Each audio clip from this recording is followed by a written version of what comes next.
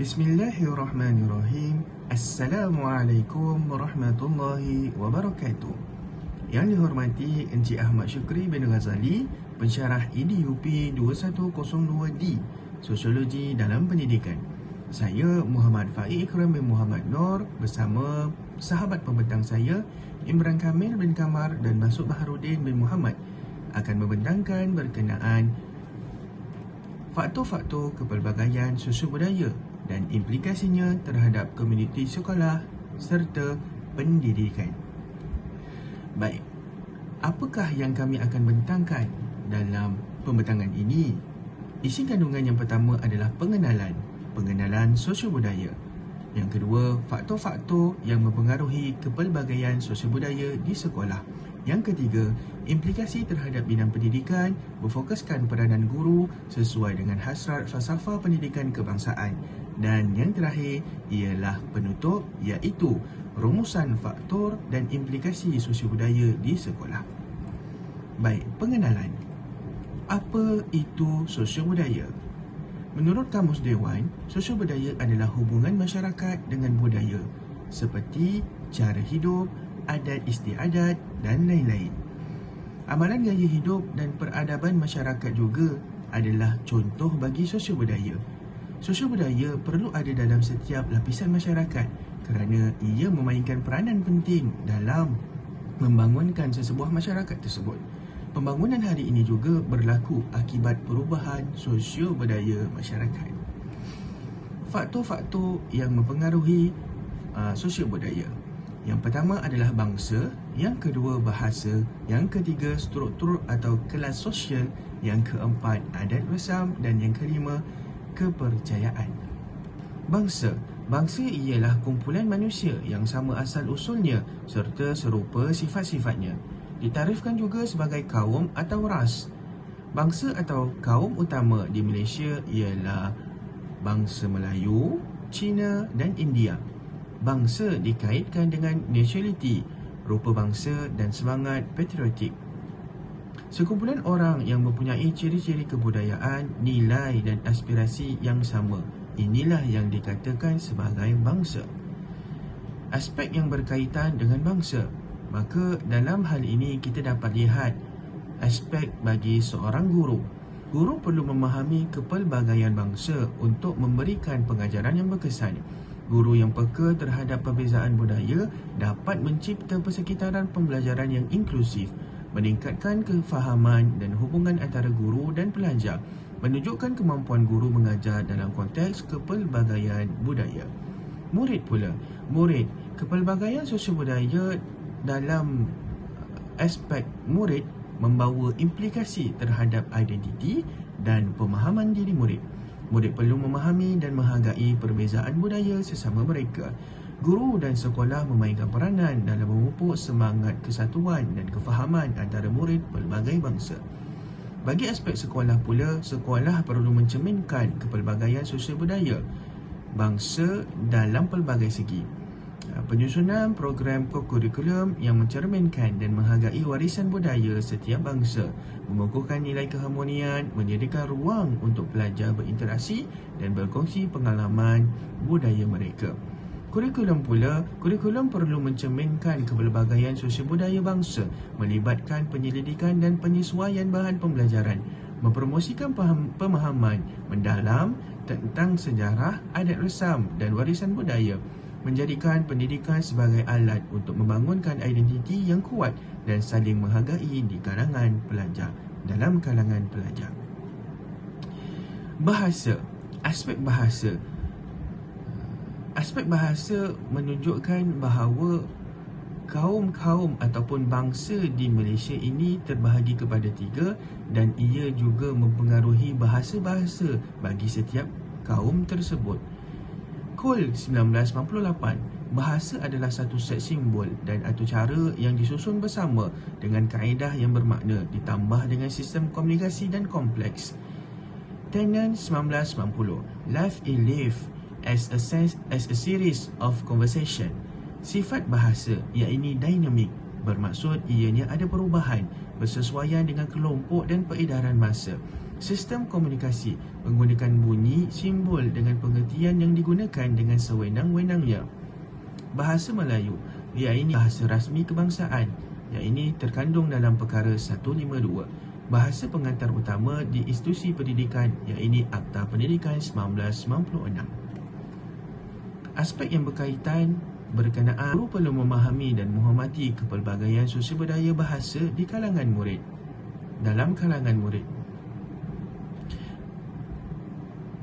guru peka terhadap perbezaan dapat memahami keperluan setiap murid. Kepelbagaian sosial budaya bahasa dalam diri murid membawa kesan terhadap kemahiran berkomunikasi dan pemahaman bahasa. Murid membawa latar belakang berbahasa yang berbeza, memerlukan pendekatan yang berbeza dalam pengajaran dan pembelajaran. Penting bagi murid untuk merasa diterima dan dihormati atas kepelbagaian bahasa mereka. Sekolah perlu mengakui dan menghargai kepelbagaian sosial budaya bahasa, libatkan penyediaan sumber pendidikan yang mencerminkan bahasa, menyokong inisiatif memelihara dan bahasa dalam semua aspek. Sekolah menjadi tempat murid merasai kesinambungan antara bahasa. Kurikulum memasukkan kepelbagaian sosial budaya bahasa untuk memastikan kesaksamaan dalam pembelajaran dan pengajaran, melibatkan penyusunan bahan pembelajaran yang mencerminkan variasi bahasa, memupuk kebolehan murid berkomunikasi dalam konteks berbeza, mengambil kira perbezaan bahasa dalam membantu murid memahami nilai dan keunikan setiap bahasa.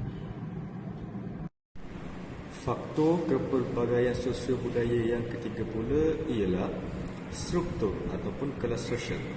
Kelas sosial ialah kedudukan atau tempat seseorang ataupun kelompok dalam struktur sosial masyarakat. Kelas sosial juga ialah golongan individu yang menyandang, memiliki cara hidup, hak istimewa dan prestij. Ahli masyarakat boleh berpindah dari satu strata kepada satu strata sosial yang lain. Struktur sosial ini boleh dikatakan sebagai kedudukan ataupun pangkat seseorang dalam sesuatu kelompok. Baik. Kita boleh lihat antara kategori struktur masyarakat yang terdapat di dalam negara kita, antaranya keturunan ataupun kasta, tahap pendidikan, kekayaan dan usia, suku bangsa, ras, golongan ataupun kelompok, jenis agama dan juga keluarga. Kita lihat pula kelas sosial tahap pendidikan, iaitu tahap-tahap dalam sesuatu pendidikan itulah. Yang pertama dia bermula daripada lemah, kemudian kepada sederhana dan seterusnya kepada cemerlang. Faktor kepelbagaian sosial budaya dari aspek guru, kita boleh lihat guru memahami perbezaan dalam kalangan murid mereka. Guru peka terhadap kepelbagaian dalam menyusun pengajaran dengan mengambil kira latar belakang sosial murid, memahami cabaran ekonomi, budaya dan persekitaran hidup murid. Guru perlu menerapkan pendekatan pengajaran yang sesuai dengan pelbagai lapisan masyarakat. Guru memainkan peranan yang sangat penting dalam mendidik anak murid. Manakala dari aspek murid pula, kepelbagaian sosial budaya struktur atau kelas sosial di kalangan murid membawa kepada perbezaan dalam pengalaman hidup. Seterusnya murid dapat membezakan yang mana memerlukan sokongan dan adaptasi yang berlainan. Seterusnya perlu ada program sokongan tambahan bagi yang mungkin memerlukan. Dari aspek sekolah pula, sekolah memainkan peranan mengurus kepelbagaian sosial budaya.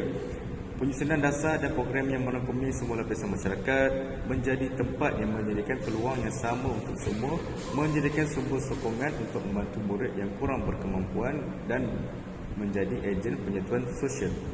Dari aspek kurikulum pula, perlu mencerminkan kepelbagaian sosial budaya, memasukkan kandungan yang memahami dan menghormati pelbagai lapisan masyarakat, menekankan nilai seperti keadilan sosial dan kebertanggungjawaban, perlu memupuk pemikiran kritis dan kesedaran sosial, mengajarkan murid untuk memahami perbezaan sosial. Manakala faktor yang keempat pula ialah adat resam. Adat membawa erti kebiasaan, manakala resam peraturan, lembaga, hukum, norma yang dijunjung oleh kelompok masyarakat. Adat resam peraturan sejak turun-temurun atau kebiasaan cara hidup yang diamalkan oleh sesebuah masyarakat yang menggambarkan corak budaya masyarakat tersebut. Sebagai contoh, adat kelahiran, adat perkahwinan dan adat kematian. Kepentingan adat resam. Adat resam ini tidak kira bangsa dan ia juga merangkumi dari segi aspek kelahiran, perkahwinan dan kematian, kebiasaan cara hidup, corak budaya masyarakat tersebut. Baik antara kaum yang beradat yang didapati di dalam Malaysia. Yang pertama sekali kaum Melayu, Cina, India, orang asal ataupun juga disebut sebagai orang asli, etnik Sarawak dan juga etnik Sabah.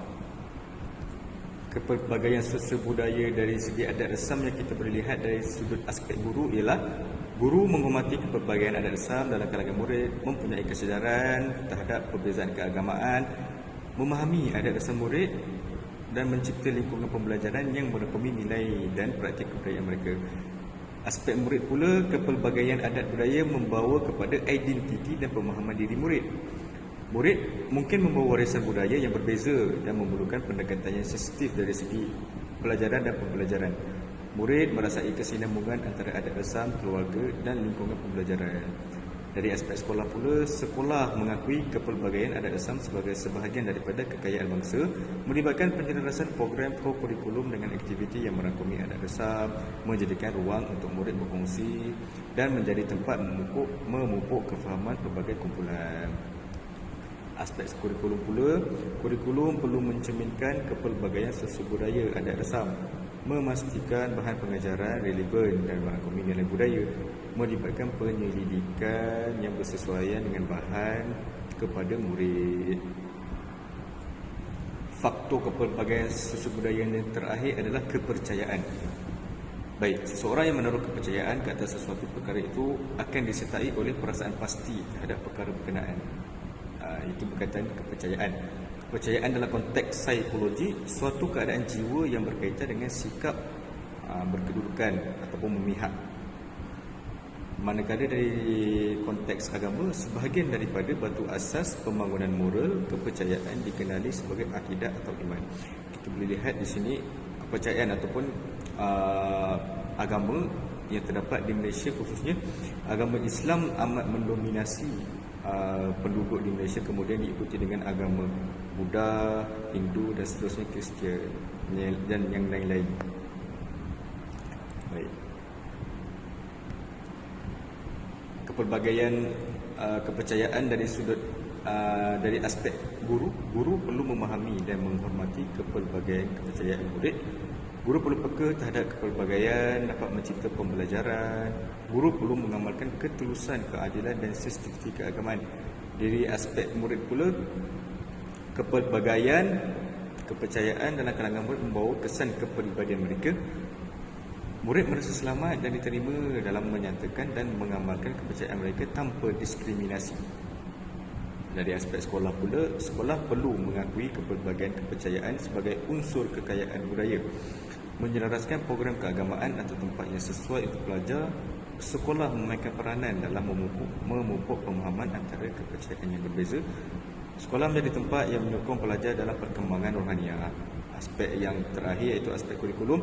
Kurikulum perlu mencerminkan kepelbagaian sosial budaya, membuat penyelidikan dan penyesuaian bahan pembelajaran agar sesuai dengan prinsip kepercayaan. Dan juga kurikulum perlu mengembangkan kesedaran rohaniah, etika dan moral dalam kalangan pelajar tanpa mengabaikan kebebasan beragama.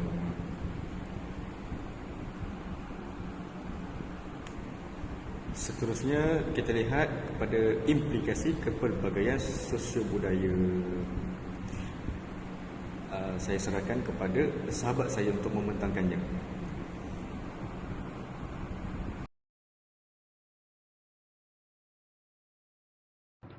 Baik, kita terus pergi kepada implikasi. Implikasi terhadap bidang pendidikan berfokuskan peranan guru sesuai dengan hasrat falsafah pendidikan kebangsaan. Guru merupakan tunjang utama dalam aspek kepelbagaian budaya dalam sekolah. Antara implikasi yang akan saya bentangkan dalam topik ini, yang pertama adalah penerimaan dan layanan diri. Apakah yang dimaksudkan dengan penerimaan dan layanan diri ini? iaitu guru mengajar tidak perlu membezakan bangsa murid. Seperti yang kita tahu, sosio budaya ini terdiri daripada pelbagai jantina, adat resam, agama dan pelbagai sosio-akademik. Dengan mengetahui sosio budaya ini akan membantu guru itu untuk memahami cara penyampaian yang sesuai. Dan seterusnya, tidak mengelompokkan kaum dalam satu kumpulan. Jika ada aktiviti berkumpulan, guru hendaklah tidak seharusnya mengelompokkan kaum itu dalam satu kumpulan. Contohnya seperti Melayu dengan Melayu, Cina dengan Cina, India dan dengan India.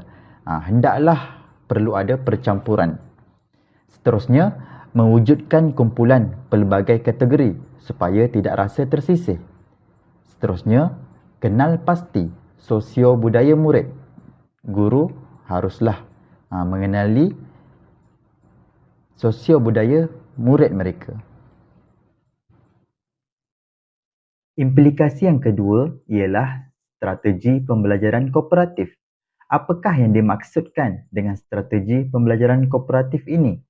Ia adalah lebih kepada kaedah pedagogi, iaitu strategi pengajaran dan pembelajaran yang dilaksanakan oleh guru semasa di dalam kelas. Yang pertama iaitu guru tidak menganggap semua murid boleh belajar melalui cara yang sama. Kerana apa? Kerana mereka mempunyai pelbagai pengetahuan dan potensi mereka untuk memahami sesuatu pelajaran. Ia disebabkan pelbagai faktor atau banyak faktor.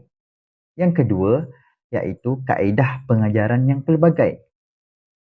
Jika murid ini tidak memahami kaedah A, guru-guru boleh mengamalkan kaedah B. Yang ketiga iaitu menggunakan penyampaian yang sama untuk semua murid.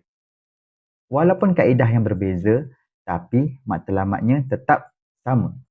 Yang keempat, menggunakan bahasa kebangsaan dan tidak menggunakan bahasa dialek, iaitu seperti dialek Kelantan, dialek Kedah, hendaklah menggunakan dialek kebangsaan yang standard. Implikasi yang ketiga ialah pengurusan bilik darjah dan pengurusan hubungan. Apakah peranan guru untuk mewujudkan bilik darjah yang lebih aman? Contohnya, guru-guru menyediakan peraturan-peraturan yang patut dipatuhi oleh murid semasa berada di dalam kelas, seperti mewujudkan jadual kebersihan dan lain-lain. Murid-murid akan mengikutinya. Dengan adanya peraturan kelas itu akan menjadi lebih ceria, teratur dan aman. Dengan implikasi ini, kawalan tingkah laku melalui peraturan mewujudkan suasana yang terkawal. Terusnya, mewujudkan pendekatan yang optimum bagi menarik kecintaan murid kepada guru. Implikasi yang keempat iaitu aspirasi dan jangkaan guru. Apakah yang dimaksudkan dengan aspirasi? Aspirasi ialah cita-cita dan harapan seseorang dalam kehidupan mereka.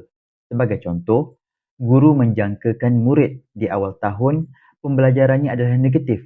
Tetapi bila berada di pertengahan dan hujung, pengetahuan murid tentang pelajaran atau topik yang diajar telah meningkat berdasarkan kepada pengetahuan yang mereka perolehi semasa berada di sekolah. Bagaimanakah untuk mewujudkan aspirasi atau jangkaan guru mengenai pelajar dalam meningkatkan potensi mereka dalam pembelajaran? Iaitu, peranan guru mengetahui tentang kaedah-kaedah pengajaran atau mengenal pasti latar belakang pelajar atau budaya akan membentukkan pembelajaran yang efektif dan mampu menjadikan pelajar memahami atau mengetahui pembelajaran yang diajar. Dan memahami murid yang mempunyai pelbagai sosioekonomi keluarga yang berbeza. Dan seterusnya, sedar bahawa Potensi murid bukan berdasarkan kelas sosial, jantina atau bangsa. Jadi, bersama-sama murid dan guru untuk mencapai matlamat. Implikasi yang kelima iaitu pemilihan bahan sumber. Bahan sumber tersebut perlulah sesuai dengan pengetahuan dan budaya pelajar. Seterusnya, kepelbagaian bahan sumber membantu mencapai objektif pembelajaran. Banyak contoh pemilihan bahan sumber, antaranya ialah media, bahan grafik, gambar kaku, papan pameran, media audio, media cetak dan sebagainya. Dan implikasi yang keenam iaitu bahasa. Bahasa pengantar juga perlu diberi penekanan serius oleh guru. Seterusnya, murid yang terdiri daripada pelbagai kaum dan latar belakang yang berbeza ini menyebabkan berlaku pertembungan dialek yang memberi impak kepada proses pengajaran dan pembelajaran. Guru haruslah menggunakan dan menekankan penggunaan bahasa standard yang mampu difahami oleh semua murid. Terima kasih.